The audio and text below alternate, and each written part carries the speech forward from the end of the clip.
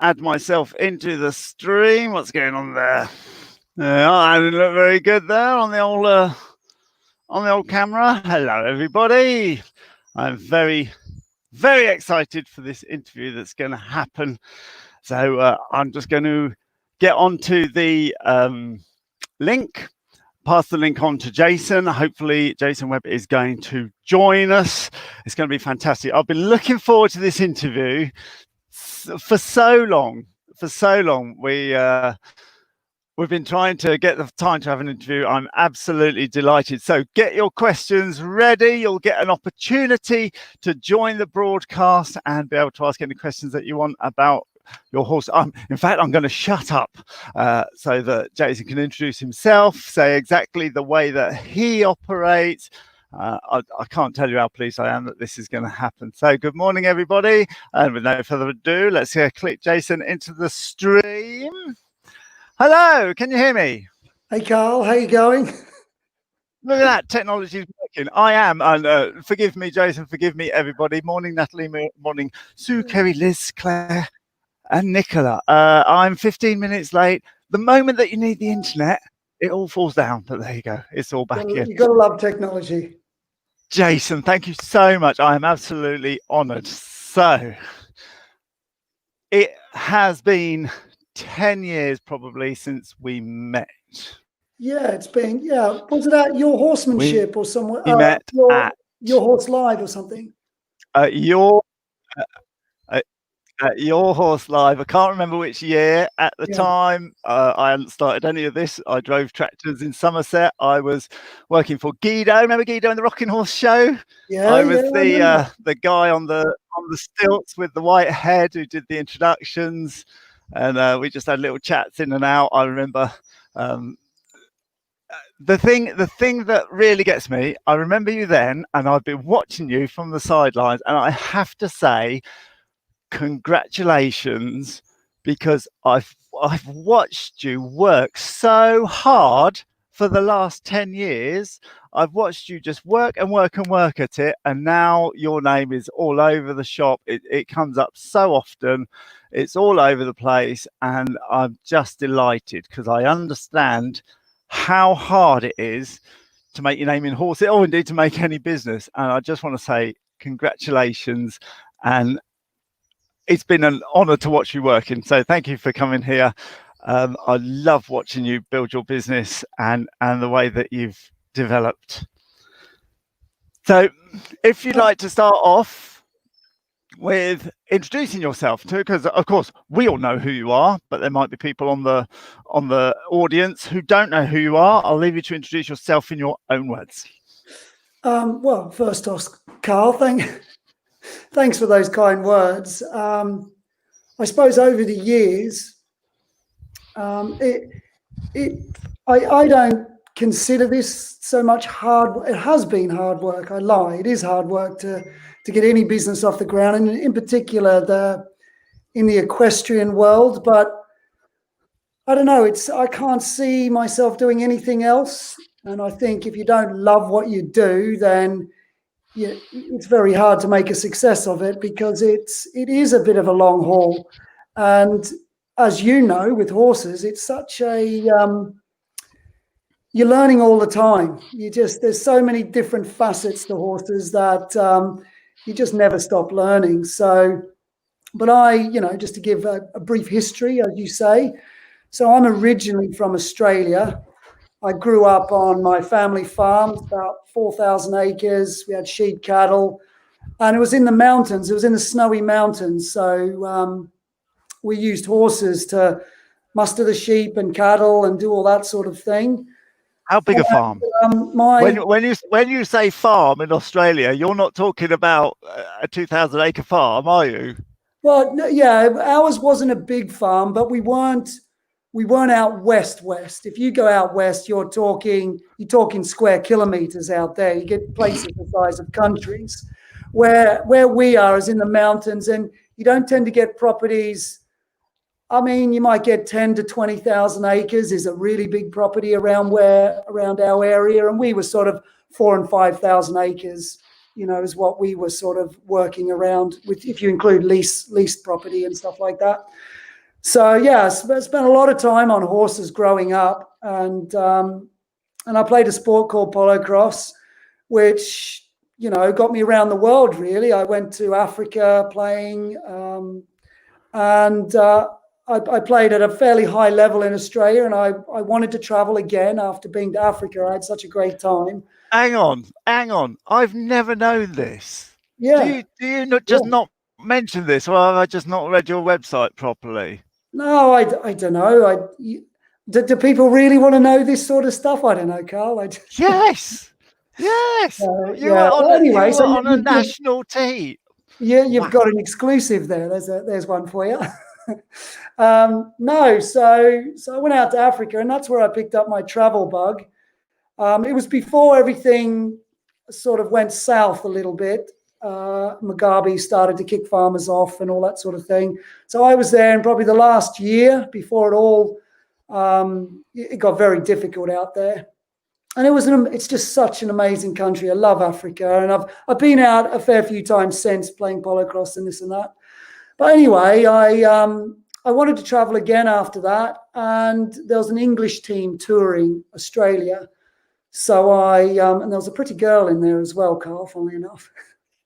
And I thought, oh, this looks interesting. So, I got chatting to them. I said, I'd love to come over. And I came over to England coaching, and that girl happens to be my now wife, Penny. And I got over here, and I kept wanting to come back, probably mainly to see Penny, but I just had a good time over here as well. And it's a beautiful place down here in Kent.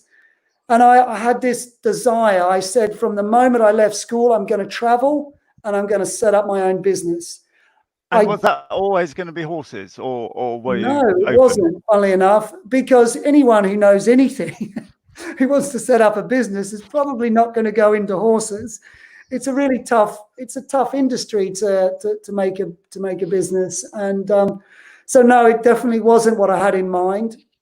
But I got over here, and I sort of fell into it, as you do with a lot of things. I knew enough to start a horse, and a few of my wife's friends, my wife's mum's friends, so my mother-in-law, she had some friends send some horses to me, and I started from there. I did 1 or 2 and 3, and then I made the big call. It was a very tough time telling my dad. What year are we in now? It was 99 when I first came over, 98 or 99. And then I toed and froed for the next 3 or 4 years with Penny, and just working on the farm in Australia, Dad hoping that I would sort of, get that part out of my system, and then I'd knuckle down to the farm. But I just wanted to do my own thing. I had that sort of, I don't know what you call it, but you just know that I've got to do something for myself. And I got an opportunity over here to do it. It was with horses, and I did like it, and I sort of just ran with it. And that I suppose I set the business up in 2003, probably 2003. I was married in 2004. And away we went from there. So that was sort of, the business back then was called Australian Horsemanship. It was just a niche. Was that just a label?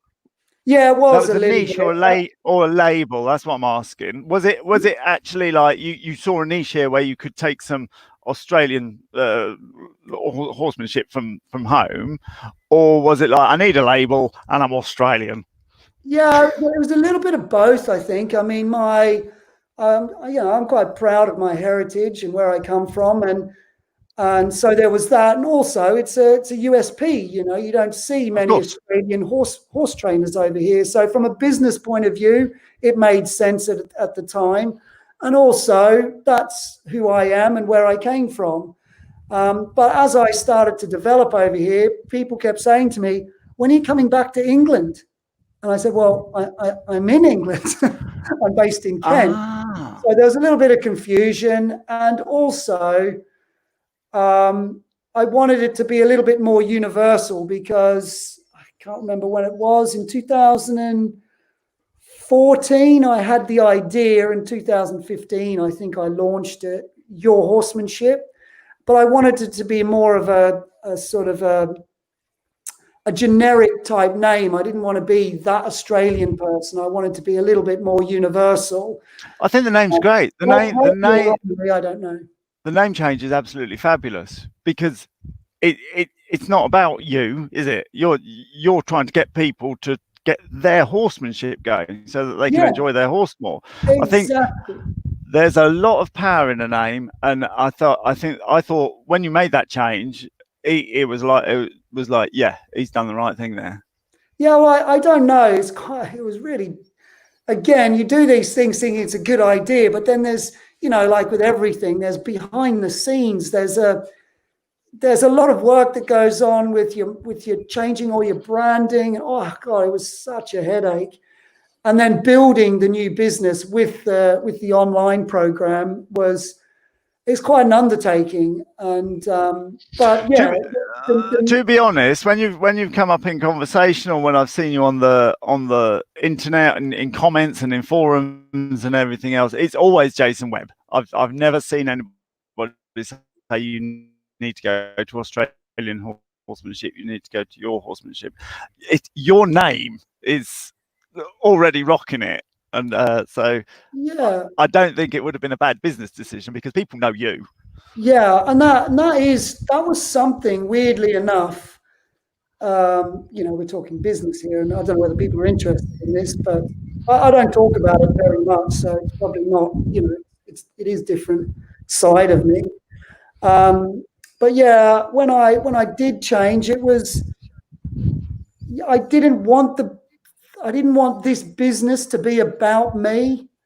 And hence the name Your Horsemanship. I wanted it to be about the people. I wanted people to use it and start to feel empowered. And I'm still tweaking the online program, and I'm actually looking at doing a lot of work with it, in this year and into next year to sort of make it more my vision. When you start things out, you think I'm going to do this, but technology's changed and everything's changed so much. So I can do stuff that potentially I couldn't do before. So I'm going to make sure that happens. But yeah, and trying to keep away from Jason Webb. I didn't want to be, and a lot of people use their name, Carl Hester, all the top guys that I see training. It's their name is their brand, but I tried to steer away from that, and but I don't think I've done it very well. Anyway, I want the two to link, and I want it to be, all encompassing for everybody and for people to take some ownership of it. Super. So I'm particularly interested in the fact that we met 10 years ago, and the reason why I wanted to hear your 10-year story is because I've got a whole bunch of phrases that I use all the time in my training for people. So for anybody watching on replay who doesn't know me but is watching because they know Jason, I'm a rider confidence coach. So I'm not particularly a riding instructor, and I'm not particularly a horse trainer. I'm about the mindset of the person on the horse, so that when Jason says you need to do this or that on your horse, I make sure that people have the confidence to do it, if that makes sense. So the reason why I'm so interested is because I have these phrases to help people get on with their horses, and one of them is everybody overestimates what they can do in a year and underestimates what they can do in a decade. Now, I've got that from business, thinking about business and business books and business courses that I've been on, but it transfers so beautifully to horses. If you just give yourself the time to put in the bite-sized steps and bring them on slowly, you ain't going to get it by next year, but in 3 years, in 5 years, in 10 years, you're going to have the most beautiful horse and the most beautiful relationship with that horse if you have that patience. Does that ring a bell with you, Jason? Yeah, it definitely does. And I'm all about process. And I think, I'm sure you see it as well, Carl, because I remember when we met, that was the basis of our conversation. I remember being a bit interested in. I mean, you obviously enjoy the psychology side of things Mm, as well, and trying to help people in that way. And I've found, I've worked with Charlie Unwin. Some people may know him. He's a performance psychologist, and I've always had an interest, and hence why I have followed you around, just watching what you're up to and how it has helped. I get clients here that have been up with you, and they've come back just with that sort of "I can do it" type attitude, which is a testament to what you do, and it enables people to train and to get on with their horses. So yeah, I'm a big fan of process, and process has to be done, methodically. It does take time. We all know habits aren't formed in overnight, and at least good ones. And I think you've got to understand that and go with it. uh, it's the three biggest issues that come to me is firstly, people's rider confidence, as in what if. They're always thinking what if, Yeah, what if the horse is, what if it bolts, what if. So that's a large point. Points 2 and 3, the next two biggest points, I don't know which comes in 2 and which comes in 3, but they are transitions to canter and the fears that come with that.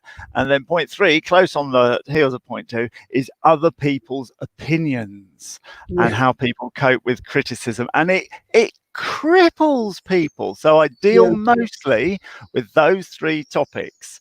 So yeah. my question to you, in your world, what are the three main topics that you deal with? From a people point of view, you've probably hit the big three there. I get a lot of that with some people. Although these days, probably from the horse side of things, it's quite weird. I get runs of problems with horses, mostly revolving around forward and probably lack of direction. And those two things are usually the underlying problems to, I've had a run of rearers in lately, which is always fun. So I've been dealing with those, but you break those problems down, and it comes back to, the horses lacking a bit of direction at a key point, or at a key moment, and they work this evasion out, and then suddenly there's a problem, and there's not enough, probably not quite enough positivity from the rider to say this is what we're doing and we're going that way. And I find as soon as you start to doubt yourself, and hence why confidence. So when I'm dealing with a horse and I'm handing over to somebody, I have to spend time with the owner to make sure that they are comfortable with the skills that I give them to direct the horse and give the horse direction.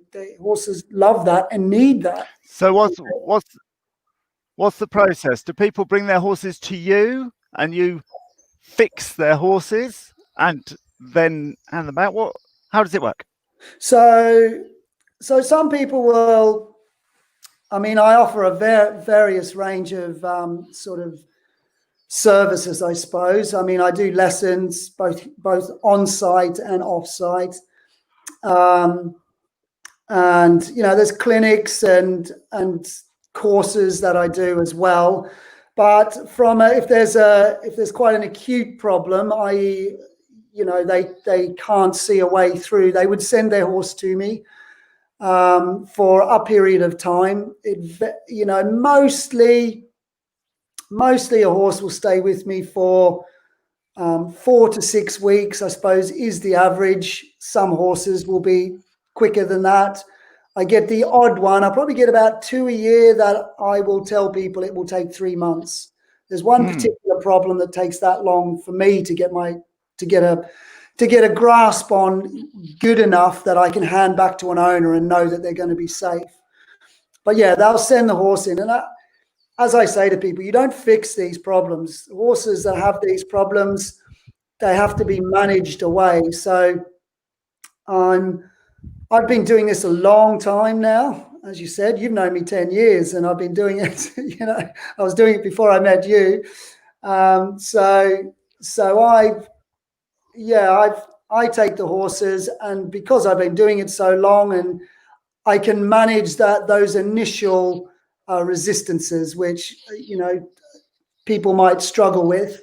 And once I get through them, then I drop back to basics, and I have to establish the foundations a little better. There's a gap in their training somewhere which needs correcting. And then I get that good enough that the horse is looking for that correct solution. And then I teach the owner or I watch the rider, the owner, and I, try and correct a few things that might be adding to the problem, and then give them a solution to sort of steer away from it. So you briefly mentioned your internet courses there. I've got a thing now. Occasionally, I wander into the world of horse training, answer a few questions, and this and that. But of course, my horse training is limited to my horses that I've had. So I've I don't know, 40-ish, and so I've got a bit of a knowledge. Nothing like the amount of horses that you've dealt with and the knowledge that you have. Yes, I might as well say, everybody, if you've got a question, then feel free to ask it. Just click the link and we'll ask a question.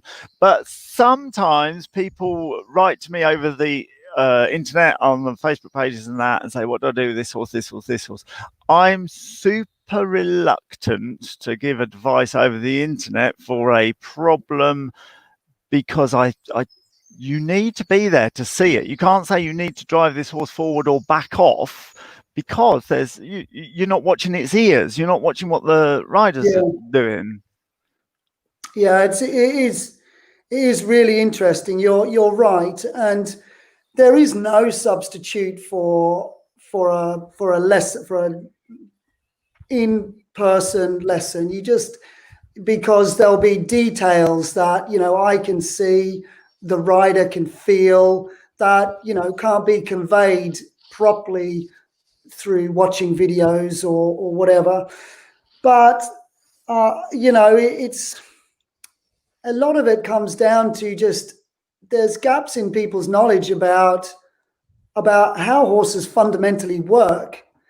And so your horsemanship and that program is broken down in such a way. None of the videos are very long, because I remember trying to get into a program when I was first starting out, and I just couldn't stay awake. It was just bored me to tears. So, and in this day and age, it's particularly relevant because everything's just so fast, and anything over 3-minute video and you lose people. So all my videos I try to keep them relatively short, and just as you were talking about before, just little bite-sized chunks, so that they're doable. And I have with the program, there's people will contact me through the forum, and I answer questions there. So I tried this, didn't quite work. What can you suggest? And a lot of the time I'll ask for a video. Can you show me? And I've done a few Zoom lessons recently, which has been interesting and weirdly quite effective, because there is that it's your one less when you're typing to somebody. Zoom and the person's on the horse. Sorry? Zoom and the person's on the horse, or Zoom like we're talking now? So the Zoom lessons I've been doing, they send me videos of them riding or handling their horse or whatever, and they have we have a chat about that, and I'll see stuff, and I'll just let them talk to me, and then I just offer some just simple changes that they could make, and hopefully that's enough for them to to make a slight change and just move off in the right direction. And if I see something that's dangerous, or if I hear something that's dangerous, then I might offer some advice, but there's always the caveat. You have to operate within your means. So, I can get some things done that maybe other people can't, but it doesn't matter if you're operating at a sort of a novice level and you hit a slight snag with the canter transition and your horse is bucking and you think it's outside your capabilities, then get some help. There's nothing wrong with asking for help. I know there's a lot of proud people in the equestrian world, but yeah. So if it comes to being dangerous, then you've just got to be honest about that. If more people got more help, then it would be. I'm back to this whole other people's opinions thing. Yeah. You just said there's a lot of proud people. If more people stayed with getting lessons and stayed with instructors and tried lots of different instructors, because everybody's got a different way until you fit one with the rapport. I mean, the top riders, they've all still got their instructors. Yeah. It's like Rocky not having his little trainer who's going along on his bicycle. I mean, you need to continue to have somebody on the ground helping you out. Absolutely. And you look at all the top people, or even us doing this, I think, it's a funny old world, the equestrian world. It can be quite cynical sometimes, and you get very protective over your little patch. There's all that, but I quite like the idea of sort of always having that input. I've over the years I've had Australian trainers come over and work with me. I haven't had one for quite a while, but I've ventured now. I'm getting dressage lessons. I don't know a lot about dressage, but it's becoming. I'm getting more and more of these type of horses. So are you enjoying it? Hey? Are you enjoying it? Having your dressage I am getting to the point now where it's quite. Yeah, it's funny. I just thought this is going to be boring as watching paint dry type thing, but actually, I am sort of into it a little bit now, and I've got the horse that I'm riding was quite a challenging character, and he can still have his little moments, but I feel like I'm finally starting to click. It's taken. We talked about time. This horse was a very tricky youngster, hugely flighty, and hence I was lucky enough that he was sort of. Yeah, I got him very, very cheaply. Let's just, shall we say, and so I took a chance on him. A, because it was a challenge, and I liked that, and B, at the time I was looking ahead. I was looking ahead to where my business was going, and I wanted to stay learning. I wanted to keep progressing, and this is something that it ticked all those boxes. So I went that way. But yeah, I've trained a couple of guys down here as well, which I'm quite proud of as well. And Hamish, my latest associate or protege, whatever you want to call him, he's just set up his own business on my yard. I still support him, and I'm hoping in years to come, as I get a bit older, he'll support me. So, and I think you've got to work together a bit. It just makes life easier. I find it fascinating that you've gone for dressage lessons. To have the humility, with someone as professional as yourself, to have the humility to start something new is really hats off. If I had a hat, I'd take it off now. I love seeing that humility. Yeah. No, well, thanks, Carl. I mean, I don't particularly think of it that way, but I wouldn't. I do what I do. I train young horses, and that's what I've become good at. And it's not like I'm some sort of talent or anything. It's like you said at the start. I've worked hard. I get up every day and I go down and I'll do my. These days I'm trying to reduce my numbers. As I just said, Hamish has been working for me for the last 3 years. And he's a good kid, and he's talented as well. and he's got the right attitude, right work ethic. And I've got to the stage in my career where I've just said, mate, I just want to do this myself now and scale back on the number of training horses that I'm doing. So, you know, I've been at times in my career, you know, I'm jumping up and riding 10 horses a day. Well, if anybody rides 10 horses a day, you're going to learn to get good if you keep doing it. And so, you know, I'm at a place now where I'm very comfortable, and but I'm not taking so many horses now. So I'm jumping up and riding 5 or 6 horses a day, and I like it. I still go to bed some nights thinking about a horse's problem. I used to get sleepless nights about it, and it was so funny because I was chatting to Hamish. He's just gone out on his home. He's got a couple of tricky little horses in, and he said, Jace, I'm not sure about this or that. And I said, listen, you're doing all the right things. I've been watching you. You just got to keep going. It's just time, you know, and you've got to talk to your owners and make sure they understand that. And I said, how are you going with the sleepless nights? He said, last night was tough. And I said, mate, I've been there. I know exactly what you're going through, and you'll be all right. So it is quite funny, you know, seeing somebody back where I was at his age going through, you know, just trying to get things done. But it's a way of life. It's like you say, you've got to be passionate about it.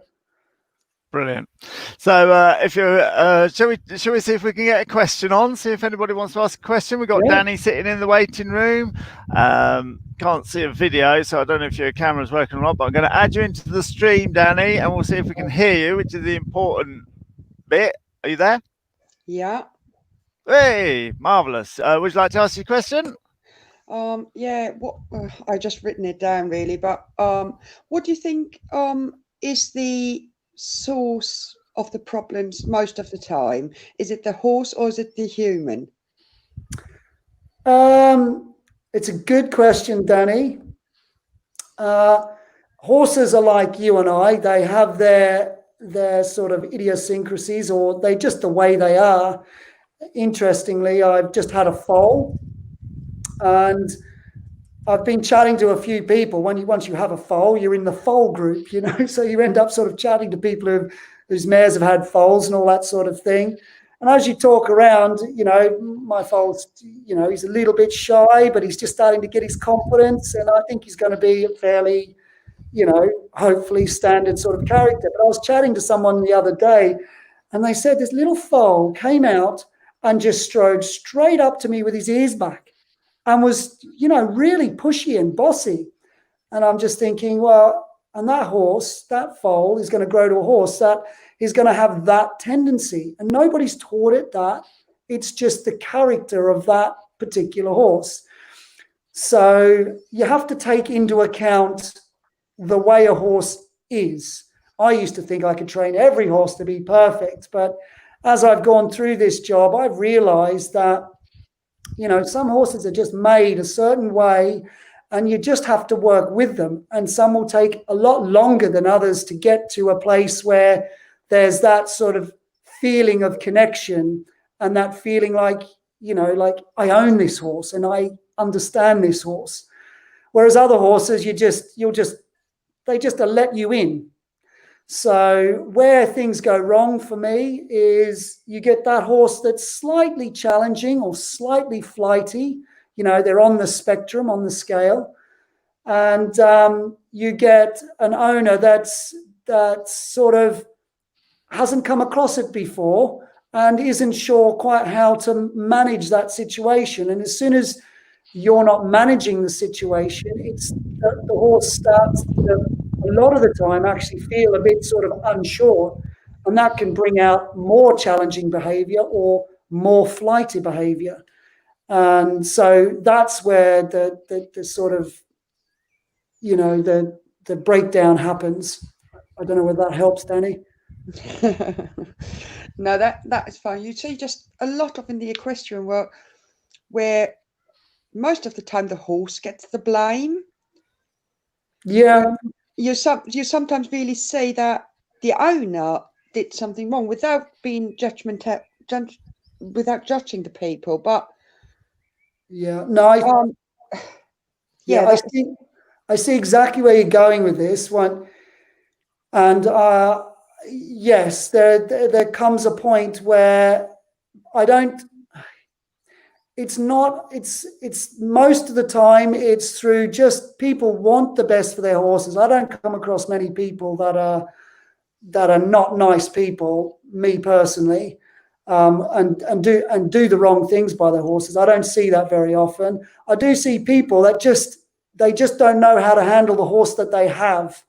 And that's where they need to have that knowledge, or that lack of knowledge creates frustration and creates all these things that most of the time they don't want to be, but they don't have an answer. So that's where you get people shouting and being, and if people don't want to know how to do things better, I do see it sort of, my horse just does this. My horse just barges into me, and that's just the way my horse is. And I'm thinking, well, it doesn't have to be that way, but it's just whether, do you want to know that there's another way? Are you interested or not? And that's probably where people go a little bit wrong. They sort of think that they are where they are and they know what they know, and they're not prepared to look outside the box. And that's sometimes can leave you in a bit of a hole, as they say. Yeah, that's true. If I might jump in, I find that people use cliches quite a lot into my psychology thing. People use cliches quite a lot. And one of the cliches that we might use without thinking is the phrase naughty horse. And it's like, oh, yeah. I've got a naughty horse. And you might have a naughty horse, or you may just have an untrained horse. I really don't like the phrase naughty horse, because it absolves you of the responsibility of doing your best. Yeah, that's exactly right, Carl. I don't Great like question. I don't especially like the word no in horses. There's no such a horse, this is a tip that I'll give everybody watching. No doesn't exist in a horse's vocabulary. People that say no are not giving a horse an answer. Horses, when I say no, it's not saying, and to the untrained eye, sometimes people think he's definitely saying no to that horse. But you have to balance what you're doing with here's your other option. You have to always be giving a horse an option. And if you just say, stop it, no, naughty horse, well, then you're not actually communicating with your horse. You're not actually saying, actually, what you're doing isn't quite right. This is what I prefer you to be doing, and looking for a positive here and giving your horse an instruction. Sometimes you have to be a little firm with your horse for them to change their ideas, because some horses are so determined that they know what they're doing, and this is how I do it, that to change that in the beginning can be quite tricky. And, you need to have a little bit of experience to maybe show them another solution. And then once they start to see it and they start to realize that it is a good option, then the horse's behavior starts to change. Yeah, you just caught me out. Thank you. Pardon? I've got one horse. I have her as a weanling. She's a lovely horse, and she does everything what I want from her. Apart from one thing, when I tie her up and I don't give her the attention she wants, just being with her, if I just leave her for 5 minutes, she starts pawing the ground. And instead of, I don't tell her no, I pretty much ignore it then and only go to her when she's stopping it. But I didn't give her really an option. Okay, so that's when you caught me out. Just realizing that. Yeah, it is funny when you start to think about that. You can start to see, and that's not your fault, Danny. It's suddenly you've taken the time to come on to Carl's podcast, or whatever you call these, and to try and pick up a little bit of knowledge that might help you and or change your way of looking at things. And so already this is invaluable to you, just to walk away and go, right, I'm going to look at this slightly differently. So in my program, sorry, I have to do this, Carl. In my program, there's a lesson or a module called it's all about tying a horse up, and in particular, there's a lesson called standing on the tie, and this lesson is about teaching a horse that you can show them where to stand, and it is a good place. So there's an actual process to teaching your horse. Again, some horses will learn in one session. I can teach a horse to stand still and be perfectly happy from jumping around on the tie. Other horses over the course of so they're in for starting or something like that. By the time they go home, I can tie them up and move them over, and they're perfectly happy to stand there because I've asked them to. And it's just, again, understanding how that works and why that works. And it all comes down to, here's a better option than the one you're thinking about. And I already want to see that program. You just said, yeah, there's a 3-minute video or however many minutes video, and I'm there. I'm like, I want to see that. Yeah, it's so and it's helped a lot of people, and it's, for me, it's 101. It's training 101. If everybody had these few little solutions, some of these problems that people put up with, they're not dangerous, but you put up with them, over time they go away, and it means that your horse is more content, and so are you. But the other thing that I will say, Danny, I've been to places and I've watched people loading horses, and I might say, "You okay?" But I will never offer to help unless I'm asked. And the reason for that is some people don't want to be helped. And I have offered to help one day. He said, "Do you want me to take that horse? I can load it." "Oh, go away. I've got this."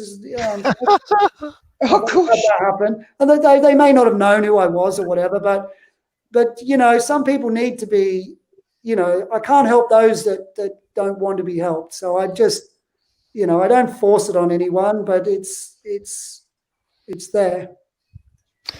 If I might interrupt, Jason, as soon as you mentioned your lessons, what's your website? What link do people have to go on? It's You haven't got Penny sitting on the corner, have you? Yeah.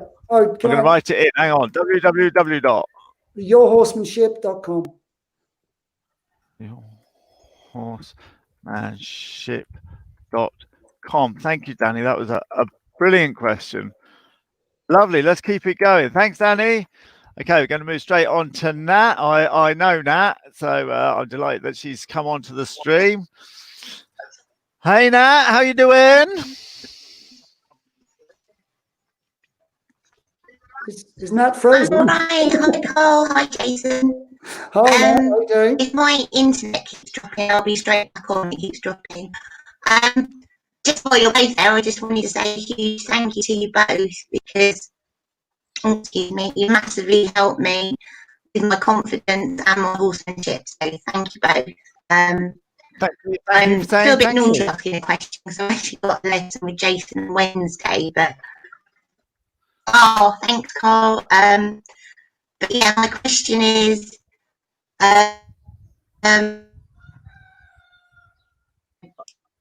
boy connected. He's very introverted and quite spooky. And it deloads on the ground, and then I get on and I denotice my confidence wavers, and I've previously done slow stuff because I'm not confident, but I've increasingly realised he needs to sort of get up and get on, like Jason says, and I need to go forward. I have lots of obstacles in the school, and I was just wondering what exercises I can do to kind of create a bag of tricks ridden. I have my bag of tricks on the ground, but yeah, I get on and I'm a bit like, yeah, I'm a bit sort of. I don't know, Carl. You have to correct me. I got parts of that, but it sounds like a horse is slightly anxious, maybe. Nat, you might have to write something. we caught bits and pieces of it. You kept dropping out. Slightly anxious. And by the sound of it, that's sort of starting to impact on your confidence. Oh, hang on, Nat. Hold on, Jason. Nat did write something earlier. Look at that. She's already done it. She's super. Okay. No. Yeah. My boy can be very introverted and spooky. I have a bunch of exercise I do on the ground to get my horse moving, engaged, listening to me quick, making sure he's relaxed, breathing out, licking and chewing, etc. My confidence decreases when I get on board, and I do get anxious. I used to do lots of slow stuff to give myself confidence, lateral flexion, disengaging hindquarters, etc. But I know this means my horse can switch off to me, or get distracted, or spook. And I believe now I'm going to try and ask you back in again. You were asking for a series of exercises to move on from this. So Nat, I would say from a starting point of view, focus is very important. So when you're doing stuff, and you did say you had obstacles and stuff in the school, which I think is a good thing. You want physical objects that you can ride round, over, through, that sort of thing. And people often say to me, what do I do with a spooky horse or that sort of thing? And what I would say to that is nothing. Just keep riding. Stay doing what you want to do. Things tend to go a little bit wrong, and that's at an initial stage. There's a whole plethora of things you could go through to start to look when you talk about spooking.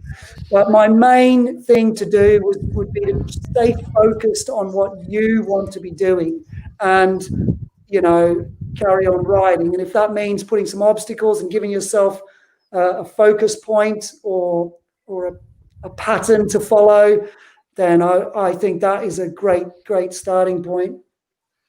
It's also important you talk about riding forward, and you've been doing things pretty steady. Before your horse will stop spooking and become more solid, there has to be freedom in movement, and therefore and through your walk, trot, and canter.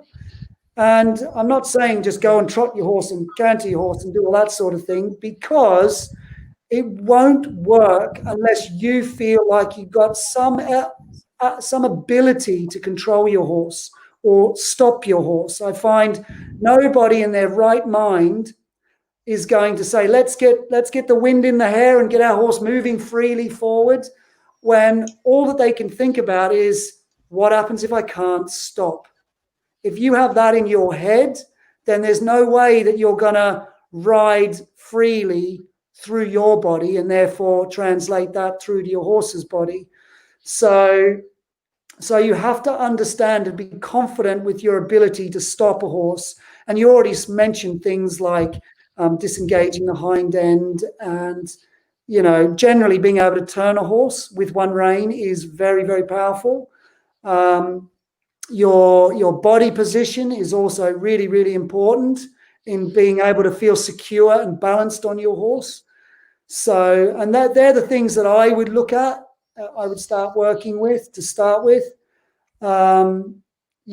So I don't know whether that's helpful.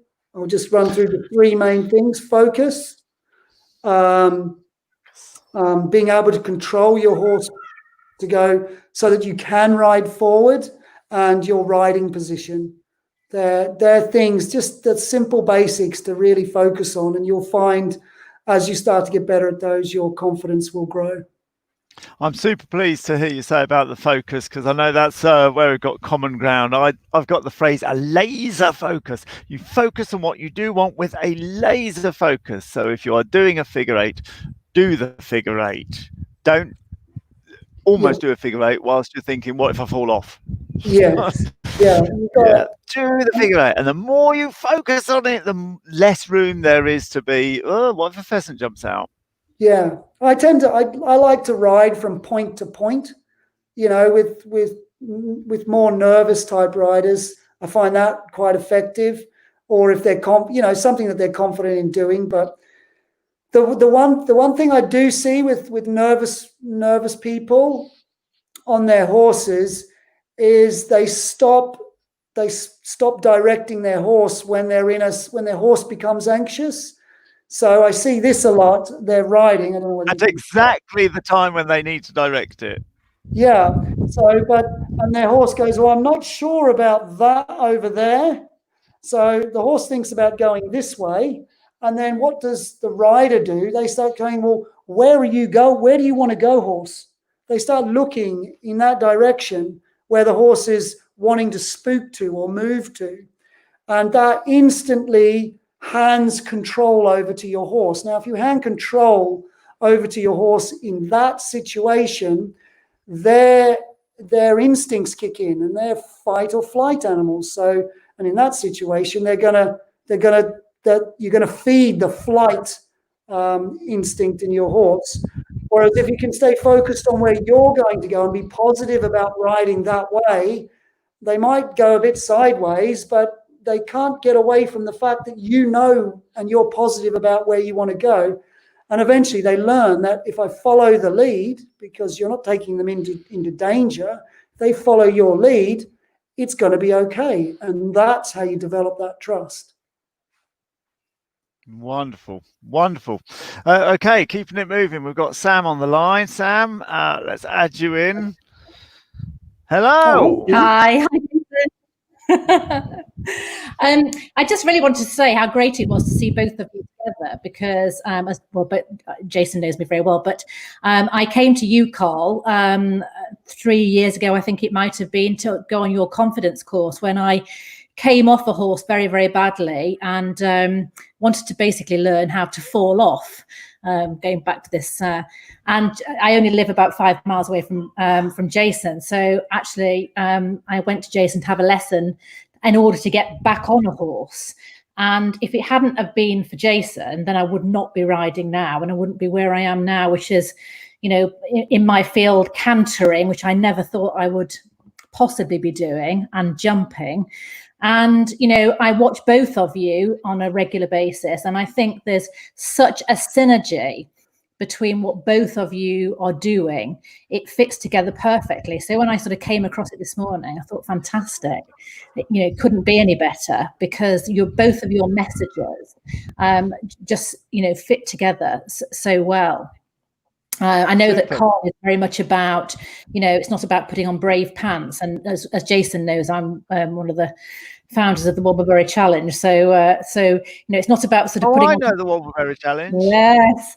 So it's not about putting on the, brave pants, but it is about, equipping yourself with the skills that you need to be able to have the confidence to ride your horse. And I know, Carl, you're all about that.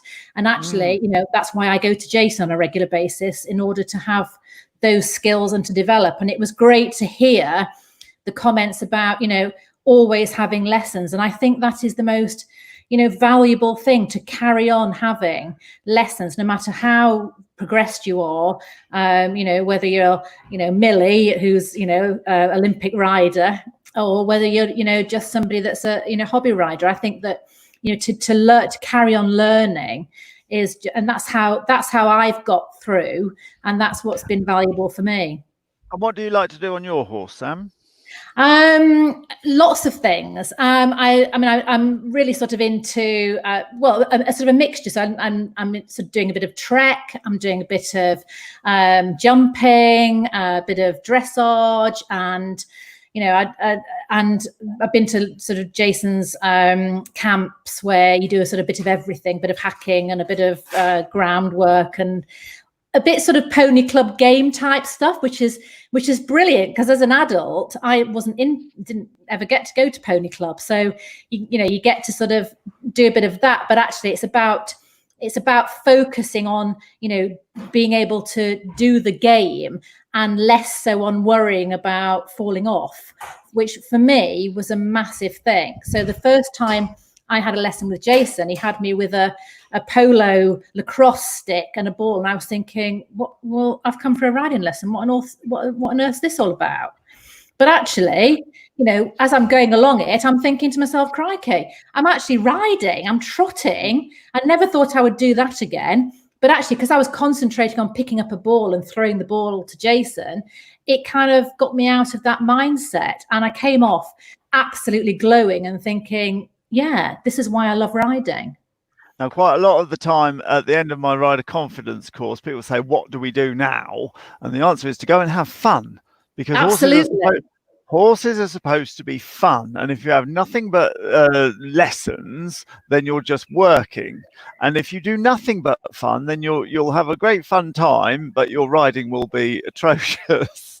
So there's got to be about not all work, not all play, but somewhere in the middle. But having fun is absolutely essential. I'm not the least bit surprised. Jason, tell us about that, the polocross. Oh, well, it's just as Sam was saying, it's I don't do riding lessons. I don't teach people to ride. However, I will teach people to play polocross, and even non-riders.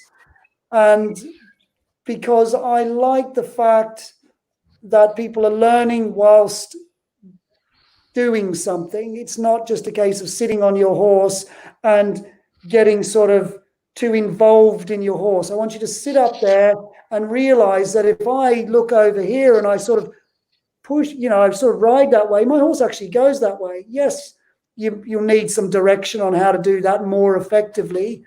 But it's that positivity. Throw a polocross ball out in front of someone and say, okay, over there you go. Horse melts away and a purpose is in front of you. And it's a great way to get people's confidence. But it's a great sport generally. I've played it all my life, really.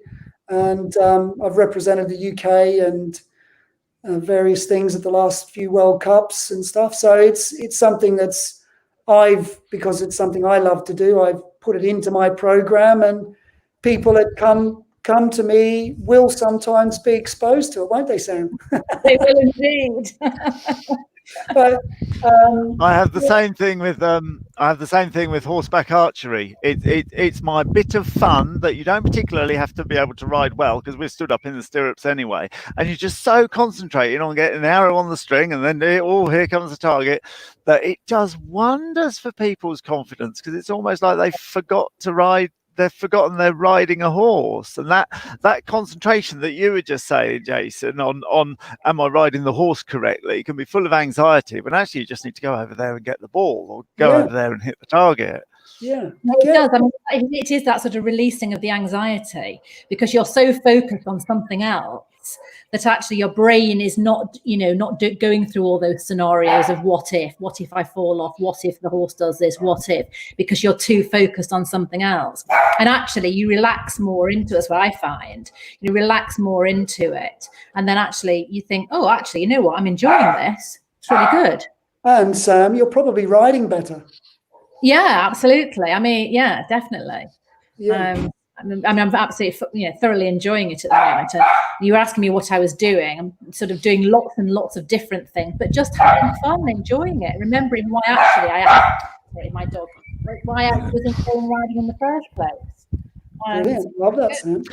Yes. Why are we riding in the first place? Because nobody decided that they were going to get a horse, and back in 1988 started working at the Spa for £1 an hour, so that they could buy a horse and keep it down the local dairy farm, so that every 6 weeks they could go around the lanes going, I hope I don't die. I hope I don't die. That's not what people got a horse for.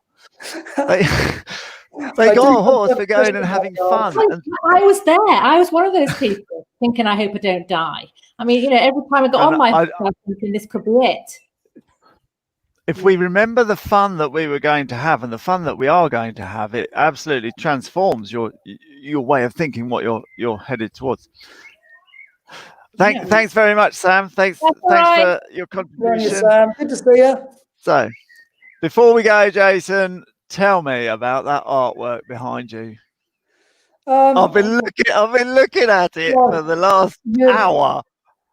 Yeah, I know you've got me there, and oh God, the name really escapes me. She's a every year I've been to Your Horse Live for the last, well, I haven't been for the last couple of years, but you know, I had a run of sort of 7 years, I think, there. And I used to always walk past, oh my goodness, I can't believe I can't think of the name. She's just great. If you ever go to Your Horse Live, she's got a stand in the middle section of Your Horse Live, and I went past her stuff, and I just thought it was really, really great. I don't like, you know, I like the fact it's all a bit sketchy and a bit sort of. I'm not into art. It's movement. Yeah. The movement is just fabulous. Yeah, and I can sort of that is sort of, I don't know, you can sort of see it. That was Diesel. We took a photo of Diesel at Your Horse Live after Diesel was a bit of fun, and the crowd used to like Diesel because I could lay him down and do things like that. And I laid him down, and he had a big roll, and then he got up and he just bucked and kicked a couple of times when he got up out of the arena, out off the ground. And then she's taken that photo and made that, and we got it commissioned, and it's great. So it's front and center in our house. Yeah, he's been a great old horseman, old Diesel. He's been with me sort of my whole journey from Australia to here, and he's sort of semi-retired in the field now. Brilliant. I can't thank you enough for coming on to the Social Distance Social Club, answering questions, letting us know about your life. It's been an absolute honour. Thank you so much for coming, and I hope you go on from strength to strength. And it's simply a joy to watch your business from an outside grow and grow and grow. Your name's absolutely everywhere. It's thoroughly well deserved, and thank you very much. Carl, thanks for having me on board, and thanks to everybody who tuned in too. It's very kind of me to get you in. Oh, get me in, yeah. Thank you very much, and I'll look forward to meeting you again in due course. All right, good on you, Carl. Take care. Bye, everyone. Good on you. See you later. All right.